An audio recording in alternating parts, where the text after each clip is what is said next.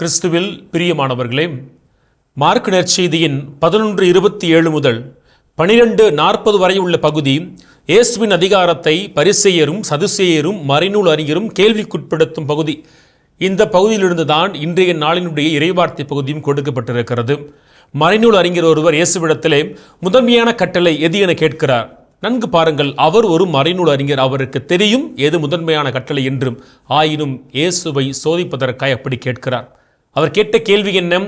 எது முதல் கட்டளை என்றல்ல, மாறாக எது முதன்மையான கட்டளை. இது கிரேக்கத்திலே புரோதேய் பான்தோன் என குறிப்பிடுகிறார்கள். அதாவது எல்லா கட்டளைகளுக்கும் அடிநாதமாய் இருக்கிற கட்டளை எது என்பதுதான். அதற்கு இயேசு பதில் கொடுக்கிற அழகை பாருங்களே.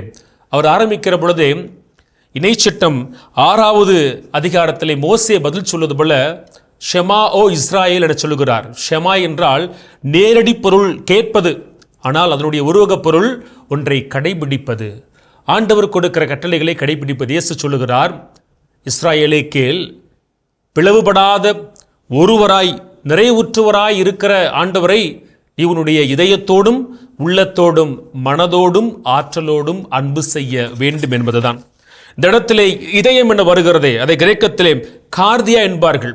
இது நம்முடைய உடல் உறுப்பை மட்டும் குறிக்கவில்லை, மாறாக நம்முடைய எப்படி சொல்றது, த வெரி இன்னர் செல்ஃபை குறிக்கிறது. ஒருவன் கடவுளை தன்னுடைய முழு இதயத்தோடு, அடுத்து பார்க்கிறோம் முழு உள்ளன்னு சொல்றாங்க.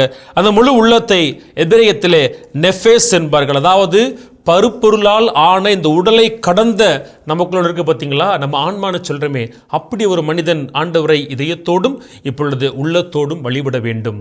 மூணாவது பார்க்கிறோம் மனதோடு வழிபடுதல்.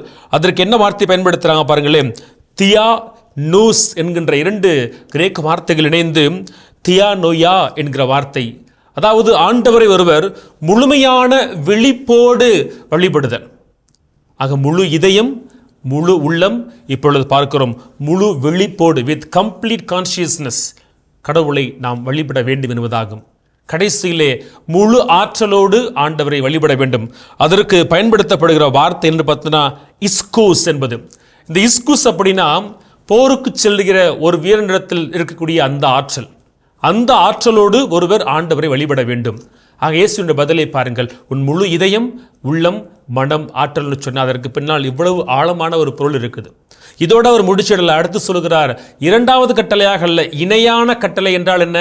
அவர் லேவியர் 19:18 இங்கே இணைக்கிறார். உன்னுடைய அயலானை அன்பு செய். இங்கே அயலான் என்றால் நாம் புரிந்து கொள்ள வேண்டிய பொருள் நம்ம வீட்டில் இருக்கிறவங்க, இரத்த வழி சொந்தப்பட்டவங்க, அப்படி மட்டும் கிடையாது.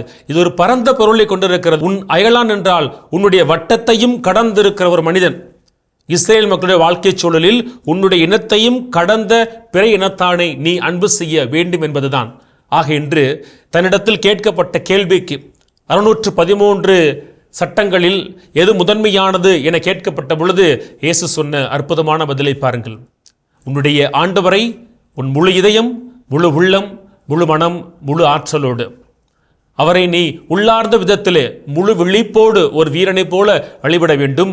ஆயினும் ஒரு நாணயத்தின் மறுபக்கத்தைப் போல நீ உன்னுடைய இனத்தானையும் கடந்து உன் அயலானை அன்பு செய்கிற பொழுதுதான் அந்த அன்பு இறைவனை அன்பு செய்வதில் நிறைவு பெறுகிறது.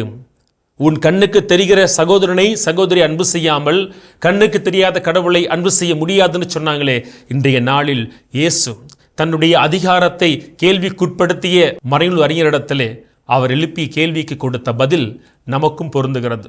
நாமும் இந்த தவக்காலத்தில் நம்முடைய ஆண்டவரை முழு இதயம், முழு உள்ளம், முழு மனம், முழு ஆற்றலோடு அன்பு செய்வோம். அந்த அன்பினை தவக்காலம் சுட்டி காட்டுகிறபடியாக பிறரன்பு பணிகளில் நாம் அதை கரைக்க வேண்டும்.